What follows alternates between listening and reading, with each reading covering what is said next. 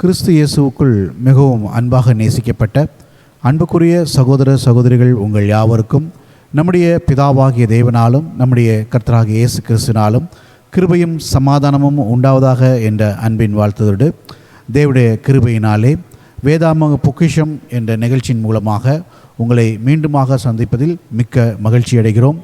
இந்த நாளிலும் நாம் பார்க்க இருக்கக்கூடிய வேதாம பொக்கிஷத்தினுடைய தலைப்பு தேவ சாயல் என்ற தலைப்பின் கீழாக தேவனுடைய வார்த்தைகளை நாம் தியானிப்போம். தேவ சாயல், இதை குறித்த காரியங்களை நாம் கவனிக்கும்போது ஆதாமுடைய சிருஷ்டிப்பை நாம் ஆதியாகமம் 1ஆம் அதிகாரம் 27ஆம் வசனத்தில் நாம் கவனிக்கும் பொழுது தேவன் தம்முடைய சாயலாக மனுஷனை சிருஷ்டித்தார். அவனை தேவ சாயலாகவே சிருஷ்டித்தார். ஆணும் பெண்ணுமாக அவர்களை சிருஷ்டித்தார். அப்போது தேவன் ஆதாமை சிருஷ்டிக்கும்போது தேவனுடைய சாயலாக அங்கே சிருஷ்டித்திருக்கிறார் என்ற ஒரு காரியத்தை நாம் கவனிக்கிறோம். அப்போ தேவனுடைய சாயல் என்று நாம் கவனிக்கும்போது அது என்ன தேவனுடைய சாயல்? அப்போது தேவனுடைய சாயல் என்று நாம் பார்க்கும்போது அவருடைய குணாதிசயங்களை காட்டக்கூடியதாக இருக்குது அப்படின்னு சொல்லி நாம் கவனிக்கிறோம். அப்போது தேவனுடைய சாயல் என்று நாம் கவனிக்கும்போது தேவனுடைய நீதி, ஞானம், அன்பு, வல்லமை என்ற குணாதிசயத்தின் அடிப்படையிலேயே ஆதாம் அங்கே சிருஷ்டிக்கப்பட்டார் அப்படின்ற ஒரு காரியத்தை நாம் கவனிக்கிறோம். இதை குறித்து நாம் கவனிக்கும்போது ஆதாமை சிருஷ்டிக்கும்போது தேவன் தன்னுடைய குணாதிசயங்களை நீதி, ஞானம், வல்லமை, அன்பு என்ற ஒரு குணாதிசயங்கள் பூரணமாக்கப்பட்ட ஒரு நிலைமையில் ஆதாம் அங்கே சிருஷ்டிக்கப்பட்டு இருந்தார். அதை குறித்து நாம் கவனிக்கும்போது முதலாவது அவருடைய நீதி. ஆதியாகமம் 9ஆம் அதிகாரம் 6ஆம் வசனத்தில் நாம் கவனிக்கும்போது மனுஷன் தேவ சாயலில் உண்டாக்கப்பட்டபடியால் மனுஷனுடைய இரத்தத்தை எவன் சிந்துகிறானோ அவருடைய இரத்தம் மனுஷனாலே சிந்தப்பட கடவது. அப்போ முதலாவது தேவனுடைய சாயலில் மனுஷன் சிருஷ்டிக்கப்பட்டிருக்கிறார். அப்போ அவருடைய இரத்தத்தை யார் சிந்துறாங்களோ அவருடைய இரத்தம் மனுஷனாலே சிந்தப்படும் அப்படின்னு சொல்லி நம்ம இங்கே கவனிக்கிறோம். அப்போது தேவன் இஸ்ரேல் ஜனங்களுக்கு கொடுக்கப்பட்ட அந்த பிரமாணமானது ஜீவனுக்கு ஜீவன் என்ற பிரமாணமானது தேவனுடைய நீதியை வெளிப்படுத்தக்கூடியதாக இருக்குது. அப்போது ஆதாமுக்கும் தேவன் என்ன பண்ணுறார் அப்படின்னா அவருடைய நீதியை அவர் அங்கே கொடுத்துருக்கிறார் அப்படின்ற ஒரு காரியத்தை நம்ம அங்கே கவனிக்கிறோம். அடுத்து நாம் கவனிக்கும்போது தேவனுடைய ஞானம். இது ஆதாமுடைய வாழ்க்கையில் நாம் கவனிக்கும்போது ஆதியாகமம் 1ஆம் அதிகாரம் 19ஆம் வசனத்தில் நாம் வாசிக்கும்போது சகலவித ஊரும் பிராணிகள், பறவைகள் எல்லாவற்றையும் தேவன் சிருஷ்டித்த பிற்பாடு தேவன் என்ன பண்ணுறாருன்னா ஆதாமுக்கிட்ட கொடுத்துட்டு ஆதாம் அவைகளுக்கு என்ன பேரிடுவார் அப்படின்றத தேவன் அங்கே பார்க்கிறார் அப்படின்னு சொல்லி கவனிக்கிறோம். அப்போது இங்கே ஆதாமுடைய ஞானம் அந்த பறவைகளுக்கும் விலங்குகளுக்கும் பெயரிடக்கூடிய காரியத்தில் அவருடைய ஞானமானது அங்கே செயல்படுது அப்படின்றத நம்ம கவனிக்கிறோம். அடுத்து நாம் கவனிக்கும்போது வல்லமை அப்படின்ற ஒரு காரியம். அப்போ ஆதாமுக்கு அந்த வல்லமை அப்படின்ற ஒரு காரியத்தை தேவன் கொடுக்கும்போது ஆதியாகமம் 1ஆம் அதிகாரம் 26ஆம் வசனத்தில் நம்ம படிக்கும்போது எல்லாவற்றையும் சிருஷ்டித்த பிற்பாடு தேவன் எல்லாவற்றையும் நீங்கள் என்ன பண்ணுங்கன்னா ஆளக்கடவீர்கள். அடுத்து 28ஆம் வசனம் நாம் கவனிக்கும்போது பின்பு தேவன் அவர்களை நோக்கி நீங்கள் பலுகி பெருகி பூமியை நிரப்பி அதை கீழ்ப்படுத்தி சமுத்திரத்தின் மச்சங்களையும் ஆகாயத்து பறவைகளையும் ஆண்டு கொள்ளுங்கள் என்று சொல்லி அவர்களை ஆசீர்வதித்தார். அப்போது அங்கே ஒரு ஆளுகையை தேவன் என்ன பண்ணுறாருன்னா ஆதாமுக்கும் ஏவாளுக்கும் அங்கே கொடுக்குறார் அப்படின்னு சொல்லி நம்ம கவனிக்கிறோம். அடுத்து நம்ம கவனிக்கும்போது தேவனுடைய அன்பு. அப்போ இந்த தேவனுடைய அன்பு அப்படின்ற ஒரு காரியத்தை ஆதாமுக்குள்ளாக தேவன் எப்படி வைத்திருக்கிறார் அப்படின்னு சொல்லி பார்க்கும்போது ஏவாளை தேவன் சிருஷ்டிக்கும் போதே ஆதாமுடைய விழா எலும்பிலிருந்து எடுத்து அங்கே ஏவாளை அங்கே உண்டு பண்ணுறார் அப்படின்னு சொல்லி நம்ம பார்க்குறோம். அப்போது அங்கே பார்க்கும்போது ஆதியாகமம் 2ஆம் அதிகாரம் 23ஆம் வசனம் நாம் படிக்கும்போது அப்பொழுது ஆதாம் இவள் என் எலும்பில் எலும்பும் என் மாம்சத்தில் மாம்சமுமாய் இருக்கிறாள், இவள் மனுஷனில் எடுக்கப்பட்டபடியினால் மனுஷி எண்ணப்படுவாள். அப்போது இவள் என் எலும்பில் எலும்பும் என் மாம்சத்தில் மாம்சமுமாய் இருக்கிறாள். அப்போது தேவன் ஆதாம் அன்பு செலுத்துவதற்காக கொடுக்கப்பட்டவர் தான் ஏவாள் அப்படின்னு சொல்லி நம்ம கவனிக்கிறோம்.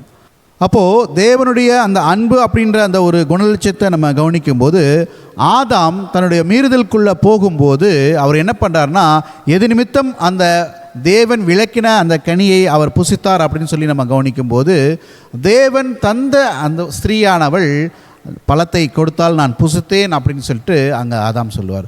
அப்போது ஆதாம் ஏவாள் மீது இருந்த அந்த அன்பு நிமித்தமாக என்ன பண்ணுறாருனா, அவரும் அந்த பழத்தை வாங்கி அவர் புசிக்கிறார் அப்படின்னு சொல்லி பார்க்குறோம். அடுத்து நாம் கவனிக்கும்போது, தேவன் மற்ற விலங்குகள் மற்ற சிருஷ்டிகளை குறித்து நம்ம கவனிக்கும்போது, மற்ற சிருஷ்டிகளுக்கு இல்லாத ஒரு முக்கியமான ஒரு விஷயத்தை ஆதாமுக்கு கொடுத்திருந்தார் அப்படின்னு கவனிக்கிறோம். அது என்ன அப்படின்னு சொல்லி நம்ம கவனிக்கும்போது, சுயாதீனம் அப்படின்னு சொல்லி பார்க்குறோம்.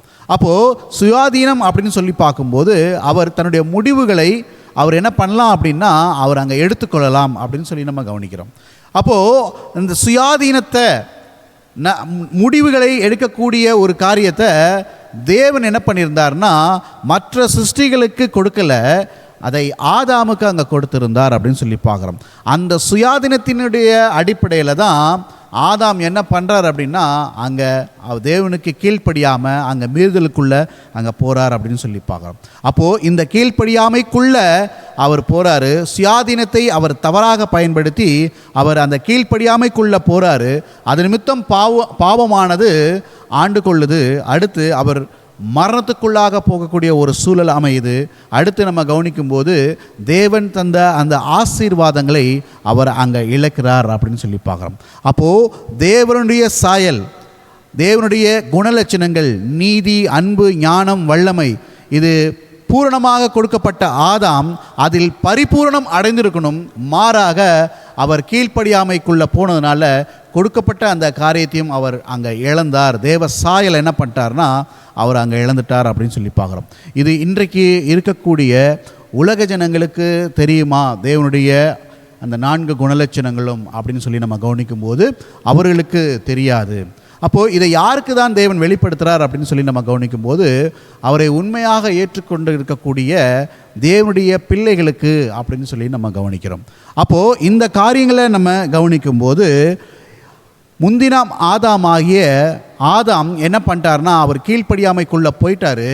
பிந்தின ஆதாமாகிய ஆண்டவராகிய இயேசு கிறிஸ்து என்ன பண்ணுறார் அப்படின்னு பார்த்தீங்கன்னா, தேவன் தந்த அந்த ஒரு சுயாதீனத்தை அவர் சரியான முறையில் இந்த பூமிக்கு வந்து பயன்படுத்தினார் அப்படின்னு சொல்லி நம்ம பார்க்குறோம். அடுத்து நம்ம கவனிக்கும்போது 1 கொரிந்தியர் 15ஆம் அதிகாரம் 45ஆம் வசனத்தில், அந்தபடியே முந்தின மனுஷனாகிய ஆதாம் ஜீவ ஆத்மாவானான். அடுத்து பார்க்கும்போது பிந்தின ஆதாமாகிய நம்முடைய ஆண்டவராக இயேசு கிறிஸ்து உயிர்ப்பிக்கிற ஆவியாக இருக்கிறார் அப்படின்னு சொல்லி பார்க்குறோம். அப்போது ஆண்டவராக இயேசு கிறிஸ்து இந்த பூமிக்கு வந்து முழுவதுமாகவே தேவனுடைய குணலட்சணங்களாகிய நீதி, ஞானம், வல்லமை, அன்பு, இந்த எல்லா குணலட்சணங்களையும் பரிபூர்ணமாக அவர் வெளிப்படுத்தினார் இந்த பூமிக்கு வந்து அப்படின்னு சொல்லி நம்ம கவனிக்கிறோம். அதனால தான் நம்முடைய ஆண்டவராக இயேசு கிறிஸ்து சொல்லும்போது என்னை கண்டவன் பிதாவை கண்டான் அப்படின்னு சொல்லி அங்கே சொல்லியிருக்கிறார் அப்படின்னு சொல்லி பார்க்குறோம். அப்போது நம் ஆண்டவராக இயேசு கிறிஸ்து இந்த பூமிக்கு வந்து பிதாவாகிய தேவனுடைய குணலட்சணங்களை முழுவதுமாக என்ன பண்ணியிருந்தார்னா காண்பித்திருந்தார் அப்படின்னு சொல்லி நம்ம பார்க்குறோம். அதே போல் தான் இன்றைக்கி யாரெல்லாம் ஆண்டவராக இயேசு கிறிஸ்துவை பின்பற்றுறாங்களோ அவங்க எல்லாருமே பிதாவாகிய தேவனுடைய குணலட்சணங்களை பரிபூரணமாக நாம் காண்பிக்கக்கூடியவராக இருக்க வேண்டும் அப்படின்னு சொல்லி நம்ம கவனிக்கிறோம். அதனால தான் ரோமர் 8ஆம் அதிகாரம் 29ஆம் வசனத்தில் நம்ம வாசிக்கும் போது, தம்முடைய குமாரன் அநேக சகோதரருக்குள்ளே முதற் பேரானவராய் இருக்கும் பொருட்டு தேவன் எவர்களை முன்னறிந்தாரோ அவர்களை தமது குமாரனுடைய சாயலுக்கு ஒப்பாய் இருப்பதற்கு முன் குறித்திருக்கிறார். அப்போது நாம் எல்லாருமே ஆண்டவராக இயேசு கிறிஸ்துனுடைய சாயல், அந்த சாயலுக்கு நம்ம வரணும். நம் ஆண்டவராக இயேசு கிறிஸ்து வெளிப்படுத்தின சாயல் என்ன சாயல் அப்படின்னா, அது முழுவதுமே நம்முடைய பிதாவாகிய தேவனுடைய குணலட்சணங்களாகிய நீதி, அன்பு, வல்லமை, ஞானம் அப்படின்றத நம்ம புரிஞ்சுக்கிறோம். அப்போ நாமும் கூட இன்றைக்கு எந்த ஒரு குணலட்சணங்களை வெளிப்படுத்தணும்னா பிதாவாகிய தேவனுடைய குணலட்சணங்களை நம்ம வெளிப்படுத்தணும். அப்படி நம்ம வெளிப்படுத்தணும் அப்படின்னா நம் ஆண்டவராக இயேசு கிறிஸ்துவை கவனிக்கணும். அப்போ ஆண்டவராக இயேசு கிறிஸ்துவை நம்ம தெரிஞ்சால் மட்டும்தான், அவரை புரிஞ்சால் மட்டும்தான் நாம் அவர் எப்படி இந்த பூமியில் தேவனுடைய குணலட்சணங்களை வெளிப்படுத்தினாரோ நாமும் வெளிப்படுத்த முடியும். அதனால தான் நம் ஆண்டவராக இயேசு கிறிஸ்து இந்த பூமியில் வந்திருக்கும்போது சொல்லியிருந்தார். யோவான் 5ஆம் அதிகாரம் 39ஆம் வசனத்தில், வேத வாக்கியங்களை ஆராய்ந்து பாருங்கள், அவைகளால் உங்களுக்கு நித்திய ஜீவன் உண்டென்று எண்ணுகிறீர்களே, என்னை குறித்து சாட்சி கொடுக்கிறவர்களும் அவைகளே.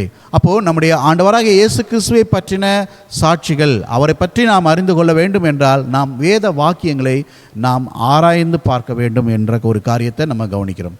அப்போது ஆண்டவராக இயேசு கிறிஸ்துவை நாம் கவனிக்கும் போது தான் நாம் அவருடைய சாயலாக மாறுறதுக்கு நம்மளால் முடியும். அப்போது முந்தின ஆதாம் என்ன பண்ணிட்டார்னா, கீழ்ப்படியாமையினால் தேவனுடைய குணலட்சணங்களை அவர் வெளிப்படுத்த தவறிட்டார் அப்படின்ற ஒரு காரியத்தை கவனிக்கிறோம். அதன் மூலமாக அவருக்கு மரணம் வந்தது. அடுத்து கவனிக்கும்போது தேவன் வைத்திருந்த ஆசீர்வாதத்தை அவர் இழந்தார். இன்றைக்கு நாம் கூட கவனிக்கும்போது நாமும் தேவனுடைய அந்த குணலட்சணங்களை நாம் பரிபூர்ணமாக இந்த பூமியில் நாம் வெளிப்படுத்தினா மட்டும்தான் நாம் தேவன் நமக்கு வைத்திருக்கக்கூடிய அந்த நித்திய ஜீவனையும் அந்த ஆசீர்வாதங்களையும் நாம் பெற்றுக்கொள்ள முடியும் அப்படின்ற ஒரு காரியத்தை நாம் புரிஞ்சுக்கிறோம். அப்போ நாம் அனைவரும் தேவனுடைய சாயலாக மாறி அவருடைய ராஜ்யத்தில் சென்று சேர தேவன் தாமே நம் ஒவ்வொருவரையும் ஆசீர்வதித்து வழிநடத்துவாராக. ஆமேன்.